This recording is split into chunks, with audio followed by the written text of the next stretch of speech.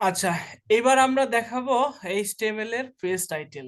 ঠিক আছে, page title আবারও দেখাই। এইখানে এই যে এইখানে যেগুলো দেখাচ্ছে এইটা হলো পেজ টাইটেল। আবার দেখাই, এই যে HTML এর পেজ টাইটেল, এটা পেজ টাইটেল। এই যে আমি যেটা কোড করছি এটা হলো পেজ টাইটেল ডকুমেন্ট।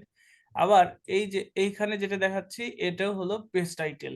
ঠিক আছে, এই জিনিসটা কোন কোন পেজ টাইটেলটা কিভাবে কাজ করে, যে টাইটেল ট্যাগের মধ্যে যেটা দিব সেইটা।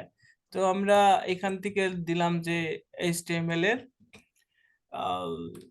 এই যে এইখানে যে টাইটেল ট্যাগ ব্যবহার করেছে, এই যে ডকুমেন্ট, সবাই ভালো করে দেখো এখানে এই জায়গায় যেটা দিব সেইটা HTML টিউটোরিয়াল লিখলাম যে ফর পেজ টাই, ঠিক আছে, টেল। ওকে, এখন এইটাই আমরা কোথায় দেখতে পাবো, এই এই যে এখানে।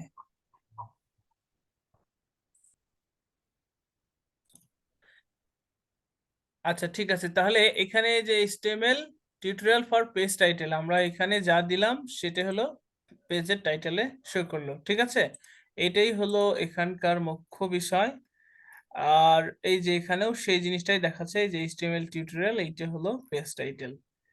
আর কিছু কি আছে, এই যে টাইটেল ট্যাগের মাধ্যমে পেজ টাইটেল দেওয়া হয়। আর complete list for available HTML tag, এইটা হলো ট্যাগের লিস্ট, এটা আমরা আরো পরে দেখব। তার এর পরে পরে যাই আমরা হলো